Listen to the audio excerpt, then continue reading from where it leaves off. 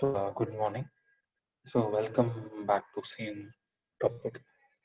Risk management. We started in the morning session. We were talking about risk management. We are talking about two most important things. One is called risk identification, and the second one, risk mitigation. And now we will be moving on to the next one called risk monitoring.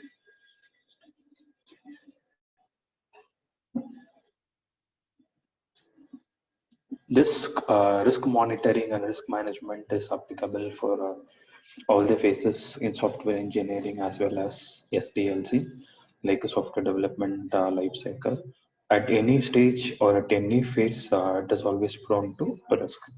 So how far we can how we are managing to come from that risk, so that is will be a challenging one. How one knows that risk is going on or which is already there in advance? How this can be get known? Are there any symptoms which tells you that this is a sort of a risk? Like we think we feel like, so if there are certain symptoms which tells you that this is fever, so with those symptoms we will come to a conclusion that we have been affected with the fever. Similarly, are there any symptoms which tells that there is a risk? So if something which goes beyond the target line, so which goes beyond the deadline, which goes beyond the revenue which has been invested, which goes beyond the number of labor hours. So all these under are a risk. So initially, it would be better to predict its arrival, to predict the arrival of risk by watching its symptoms, and we can look on to the factors which indicates that there are chances of certain risks might happen. So then we can have certain risk management strategies like risk mitigation strategies. So based on that, you can make this risk to be controllable. And at the time, not all the risks are really detectable telltale symptoms. It has meaning. So we can't have the correct exact prediction of the exact place or exact source where prediction has been risk has been happened. Like earlier, I was talking about San Francisco, right, where one project is being done with a group of people from Bangalore as well as in San Francisco. So there, that place is prone to earthquakes. So even that is under risk, which I can't predict. For that, I will not be getting any symptoms, right? So there is no symptoms for earthquake, or there is no symptoms for volcanoes, and there is no symptoms for a cyclone. At least for cyclones and for heavy rainfalls, there are certain intimations will be there from the weather report, from the weather report department. But these sort of things like earthquakes, all these things, we don't have exact predictions. We don't have exact techniques. We don't have exact things to predict. And risk monitoring is to be applied throughout all the three stages. We talked about risk identification, risk mitigation, risk quantification. And let's move on to the next one called mitigation. So mitigation is a possible mean of minimizing or even avoiding the impact of a risk. So mitigating, I'm going to minimize the chances of certain risks to be happening in my project. I'm going to decrease. I'm going to get down the level of chances of happening certain unforeseen circumstances in my project. Some cases are like due to some unforeseen scenarios, we'll not be able to do certain tasks. Even those things also like risk. So we should have certain proper plan. We should have certain we should have certain alternate strategy to overcome from those things. So this risk mitigation consists of identifying alternative strategies. So as I told, like in some sort of risk, what is another alternate strategy which can help you to work out from the risk. And risk mitigation is also called like a backup plan to combat the risk. So how I can make the things to be get done. And the most common risk, the most common risk that are mitigation plans, like we can have certain common risk categories and common risk symptoms and mitigation. And as of common risk category, which we have discussed earlier, like people related risk. Let us see a small example of risk category. So let the risk category be like people related, or can be requirements instability,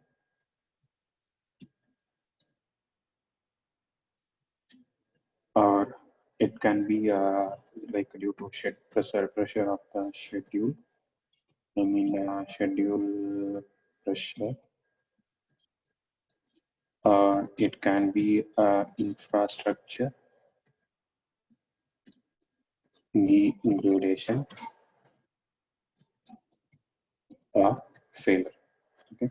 So let me take these as a certain risk categories on which I'm going to categorize or I'm going to do the things. Okay, if there are people related risk, so what can be the symptoms of those risks? And that is the next. So what are the symptoms of those risks? So if I don't have extreme skilled people in my project, I'm going to lose, right? So I should make sure that they have the proper skill set, and this is the skill set how I can mitigate this one, people related things. One thing I can do is deploying employee friendly HR policies. So HR policies should be centric towards employee, not towards the organization or a company. And also I can have high retention rate, high retention initiatives.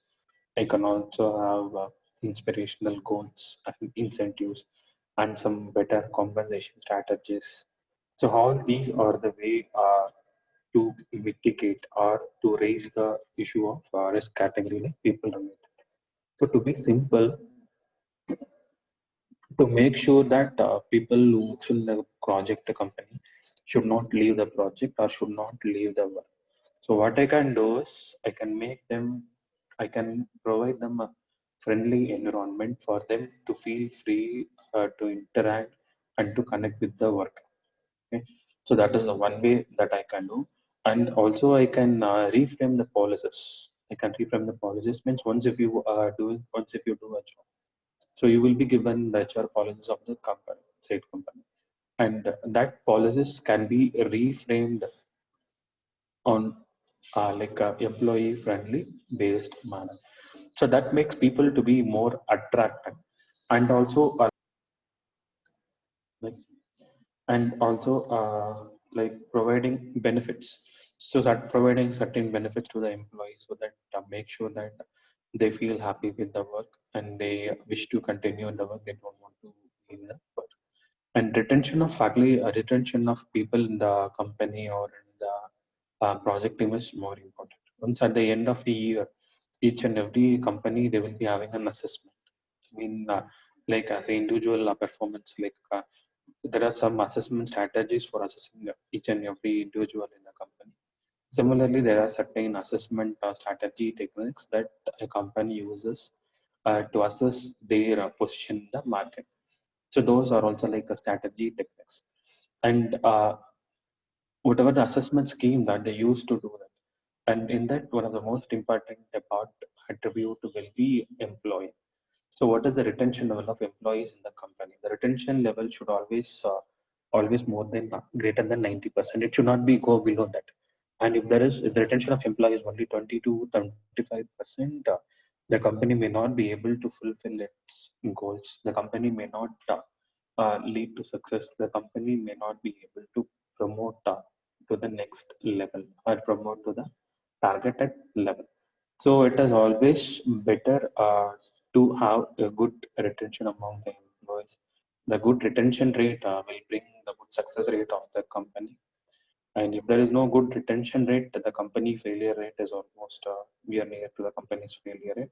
And it will be very tough, or it will be very high complicated and competitive risk. It is not that much easy to overcome those particular kind of risk.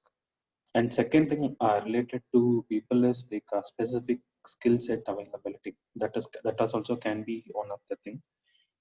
And symptom of this will be poor response to advertisement. If I advertise it, I will not be receiving that much response from the people. So that is also one symptom. Tells me that there are less number of people or they related to this position, and vacancies, number of vacancies will be getting larger. Since I will not be able to get people to fill that particular role, I will not be able to run my company further. So what are the things that I can do is I can go for having certain special people who can work on that with signing on contract basis, or I can focus on training. I can make the existing team to be get trained on the work, where whereby they can the same team can work on the project without recruiting the other new one. And this or the risk category that comes under people related and requirements instability. And the risk here is because when it is unstable, there are chances or more chances for changes of requirements.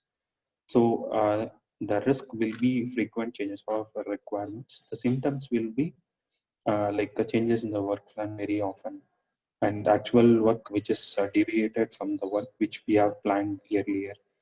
And to overcome from this, what we can do is we can have a clear contract and we can have a clear review on the same what we do, and we should have a clear defined control mechanisms and a proper configuration management strategies and good prototype and a good and a positive customer relation management. And these are the mitigation these are the mitigating ways to decrease the level of risk involved in requirement instability. So schedule pressure, like overstressed employees feels that working on long hours, they feel themselves to be like a burden on working. So there will be when this is there, there will be increase in the defect of the product. So bugs will be keep on increasing at a larger rate. And to do this, what we can do is like we can make software reuse to reduce rework, and you can drill down details while arriving at schedules. So we can look at the past record before committing with the new work or before committing with the new technology. And the last category is infrastructure degradation or failure. So this is of like hardware which is not sufficient for scaling to the next level of project needs. When my project needs get changes, I will not be able to procure, I will not be able to get the hardware each and every time when my project get changes. So I should be able to upgrade with the existing technology. I should be able to use the current hardware sources, whatever that are available with me. I should be able just to update, upgrade, or to use with my new things. And if that can't be done, the symptoms will be like very slowed, slowed down response time, and I can't find the components whatever that I require may not be fulfilled. There will be a reduced number of components, and to overcome from this is one thing you can go for a higher recruitment. You can have a good budget in getting a more powerful vision and above the estimated configuration value, and which also helps you in providing redundancy. So these are the certain measures that can be taken to avoid to mitigate certain risk in a project. That is called risk mitigation. Okay, and next we will be talking on risk mitigation in the context of global project need. So whenever we talk about a global project team, so you think of the same example where I want to complete a project where group of people is working from India and the other group of people is working from US, and where I have certain components in India and where I have certain modules in US. That example can be taken for this kind of global project teams. Okay. So global project teams usually face more new types of risk than the normal single site project teams. These outside project teams will face more number of risks when comparing to the inside project teams. Always the on-site project works are always in the higher ratio. So the first to be mitigated is increased hardware and communication cost. A global project will require extra hardware or communication tools, communication things to communicate with the other people. And some cases, if we communicate, if you want to communicate the people in the US, and both may not be familiar with the same communication medium. That requires us to purchase the communication medium that which we are in need. And also some cases it also brings redundancy. Some cases the hardware which we use, I mean, since both the team has to work on the same hardware, so may be the problem. Some cases problem may be the hardware, how people interconnect with the devices and the things. And second, reduced human communication. So this, let me take a simple example. So if I want to communicate, if I employ one person from South India in a company and one person from North India, and if he is able to communicate in Hindi, if the other person is able to communicate in their own language, then that will not be having a good communication medium. And there should not be any cultural or language barrier between those sort of people when they start working in a global project. They should not be like depending on a regional language. They should not be too religious. They should not be like a tradition oriented, or they should not be culture oriented. They should be free, but free from these things. So when it comes to work at a global level, they should be feel themselves to be ready for whatever the thing let it be. They should be strong enough to communicate with the people. And when I talk about the people in US, and I need the one from India who has the capability to communicate with them, who can understand their way of communication. So we should be able to exchange the message. We should be able to exchange their ideas, and also there should be a frequent audio or video conferences between the teams, and that again puts them in a burden. Like the people, when US people start works in night, and the Indian people has to work in night. US people will be working day. In case if our Indian people works in day, US people has to work in night. Okay, so that managing that also is a little bit headache in reducing human communication. So in global projects, there is chances of reduced human communication. Whereas the normal projects, there is no issue with communication. The people one communicate with the other, but whereas in global things, this can't be done easily. And lack of a sense of parity. So as I said, when there is reduced human communication, their parity also will be reduced. And when the team is geographically distributed, each person will be get compensated as per the local norms. And even the people both in India and US will be doing the same work, but people will be paid. I mean, like as of US, if they are getting 20,000 salary, and if I pay 20,000 Indian rupees, when both are doing the same work, but the value of US dollar 20,000 is more than lakhs. But the value of 20,000 Indian rupee, when you compare to that, it is more little bit small. So these kind of things brings unequal compensation among the employees. This also makes them to feel depressed, and this also makes them to be bad about their policies. So the way of mitigating this is to have good mitigation strategies, and they can have good effective communication thing, and they can have good soundful HR policies, so that where it will be better for them to get involved in the teamwork. And difference in policies and procedures at the different locations. This, as we discussed the last one. So when people from different countries, they used to have their own local norms, their own different things. When it comes to global way, and there are some ways there are chances for getting misunderstanding.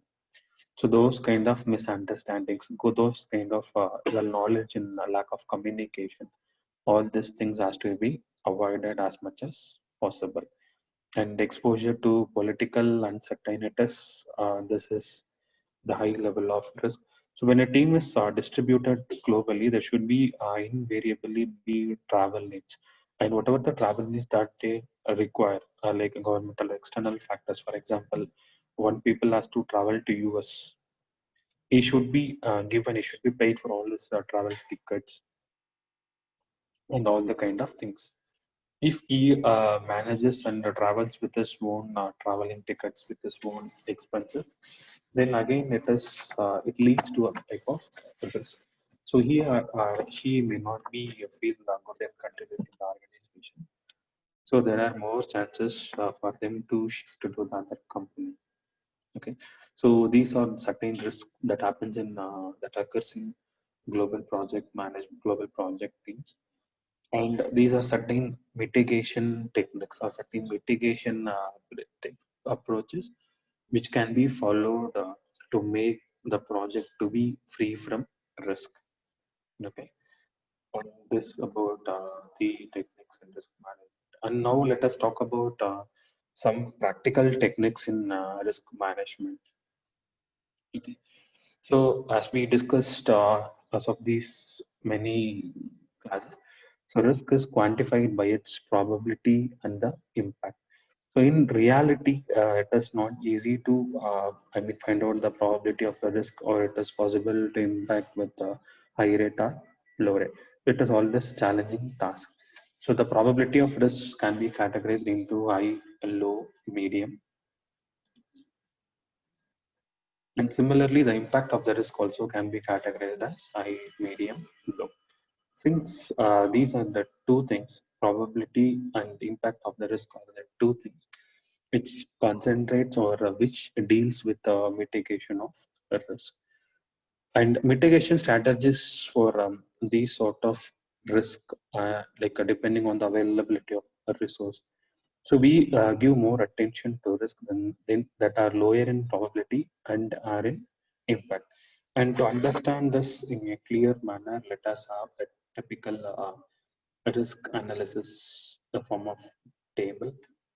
I will be just showing a small example so that you can understand. So typical risk analysis table. So what are the columns that this table should have? First column should be the risk. So what sort of a risk, is it attrition, or is it of requirement changes? Or it can be anything like up to hardware inadequacies. So whatever let it be, all these are under this risk analysis. And second part, once if we talk about risk, I need to talk about probability and its impact. So probability attrition, if it is high attrition, the risk of probability is high, and the requirement changes, it is medium. And if you have any hardware inadequacies, the probability is going to be less. And the next column will be impact, and the attrition, when the high probability, it is going to have high impact. But whereas the requirement chances probability is less, but it is going to have high impact on the work. So the impact of this also will be high, but whereas any hardware inadequacies, that impact will be little bit low. And my third column will be symptoms. So symptoms, that which I'm going to get it from the last table which I have created. And the fourth one will be mitigation. Okay. So first I need to have a typical risk analysis tabulation. First I need to state the risk. Next correspondingly I need to answer probability. Next correspondingly I need to have its impact. Next to that I need to have its symptom. Next to that I need to have its mitigation. Okay. So this priority type of classification. So based on this, which will help me to manage a risk in a certain manner. Okay. And the next we will be talking on metrics in risk management. So in module one, we have talked about the metrics, right? So we have discussed about metrics in module one. So metric is a term which we use to measure some what we have done. So let us discuss on the few metrics that are appropriate for risk analysis. And the first metric is how often do the risks that were actually predicted turn into reality. There is always a difference between the predicted one and the actual one, right? So there is always a difference between the predicted one and the actual one in something. If the risk don't turn into reality, it may indicate that that is not going to be a real risk. And when you see that some sort of risk which turns into reality, which gives a high impact, then you need to find the root cause for that risk from the checklist. You need to have a checklist, so which is used to predict the risk. And it is also important that whatever the metric that you consider here, this should not steer an organization into comprehensive like where planning is concerned. And let us take an more example. I mean, if attention rate remains low for the past few months, it does not mean that this risk does not exist. So somewhere this sort of risk is being existing, and how we are going to mitigate, how we are going to overcome from that, we should concentrate on it. And second metrics is, was the impact of the risk or is severe or not severe as originally made up to be. And this again points to the ability of project management team in assessing the impact of risk, how far the impact of risk is high, medium, or low. And if it is high, it is going to have a severe impact on the project or on the work. If it is low, it is not going to have that much impact or that much severe impact on the work.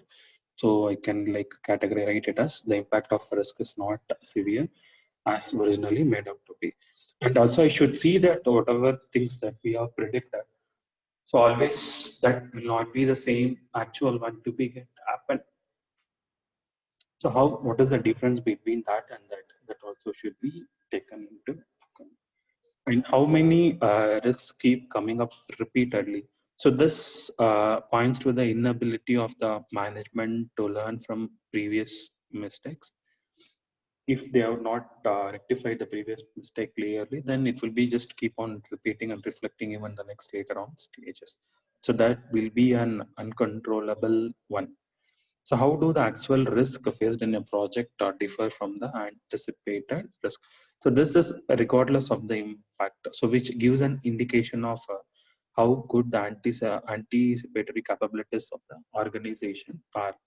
So it is important to feed this back into the organizational learning so that future projects can also make use of this knowledge and plan accordingly. So like earlier what we have discussed in historical data. Okay. Now let's see the purpose of each and every one. So how often do the risks that were actually predicted into reality? You need to find out the root cause. Uh, could be the checklist which is to predict the risk. You need to predict the risk. So what is the impact of the risk as severe? It has to be originally made out to be. And this points to the ability of the project management, ability of the project management team to assess the impact of risk,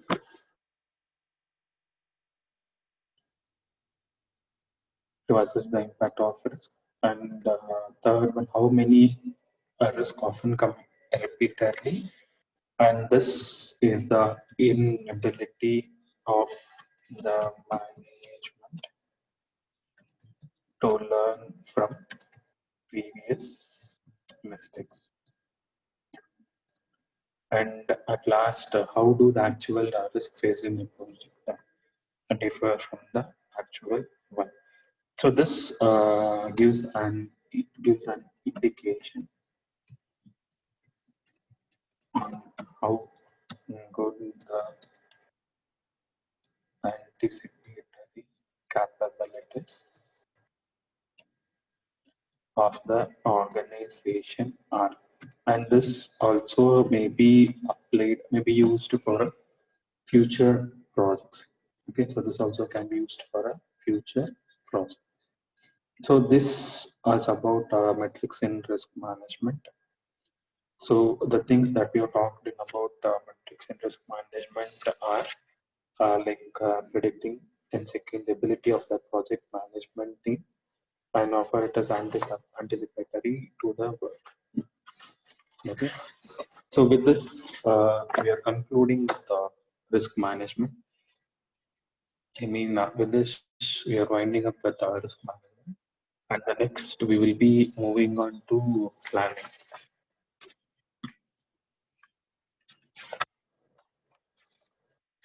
Module 2 has three topics. One is risk management.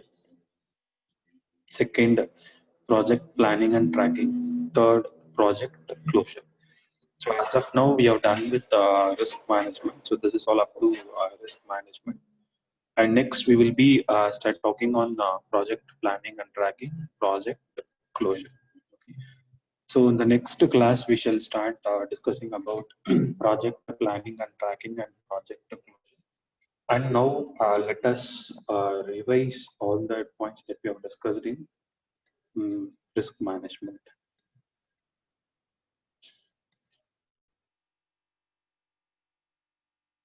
Okay. So first, we have started with risk management. This is the first topic in module 2. We have started with risk management. In risk management, we have talked about the risk management. First, initially, we have talked about what is called a risk. What is risk management? And next, we have discussed why it is important, why risk management is important. And next, we have talked about risk management cycle, risk management cycle. In risk management cycle, we have talked about three terms. One is risk identification, risk risk quantification, risk mitigation, and monitoring. So these are the three important terms in risk management. And next to risk management, we are talking about risk identification. This risk identification we have discussed in the first class in today's morning's class. And we were talking about risk quantification, how to characterize, how to prioritize, how to quantify the risk, and what is the probability of that particular risk to happen. If it happens, what is the impact of a risk? So that we are talking in risk quantification. And next, we were talking on risk monitoring. At last, we were talking on risk mitigation. So mitigation helps you in avoiding a risk. I mean, minimizing or supporting to overcome from the risk. That is risk mitigation. And then we talked about risks and mitigation in the context of global project teams. You can take a same example like US and India. So one thing is with the political issue, second thing with the payment like a salary, and third thing with the communication medium, hardware devices. Fourth one will be the understanding and the way of communication between both the teams who have been located globally. And next is some practical techniques in risk management. And here we have talked about risk tabulation, risk management, risk mitigation table. That is important one, the practical technique. And at last, metrics in risk management. Okay. So this is the summary of the topics that we have discussed in risk management. So if you take the syllabus, you can see the topics will be little too, I mean, they have given all the subtopics in the syllabus. If you look into the broad concept, it is only risk management. And if you look at I mean, all the subtopics of risk management, so this is how the syllabus looks like in software project planning and management. Okay. So this is a summary of risk management, and that's all for today's session as well as risk management. The next session we will be talking on project planning and control, and for the other modeling, project closure. So almost module one we have talked about two major areas. Like one we have talked about metrics, and the other part we talked about SEM. Similarly, module 2, we are going to talk about three things: risk management, project planning and control, project closure. So these are the three terms, or these are the three areas that we wish to focus in module 2. Okay, so let us start with the next topic of module 2 in the next class, and let me know if there are any queries. And I'm just reminding you again, I have shared you a Google form. I have shared you a form to fill the response. It is the course in survey of managing big data. So the subject which was studied in the last semester. It is only for the purpose of course fill. So kindly give your responses even the last 2 days before I asked you to do, and I've asked you to do it by end of today. So it is a reminder to the same. So kindly do it by today, and let me know if there are any issues with any other thing. And materials concerned, the unit module and PPT will be mailed to you. And module 2 PPT is still it is under progress, and whatever the topic that I've completed so far, all those topics will be mailed to you. Okay. So once if we are done with project planning and control, let us have an assignment one. Okay. Thank you. And let me know if there are any queries.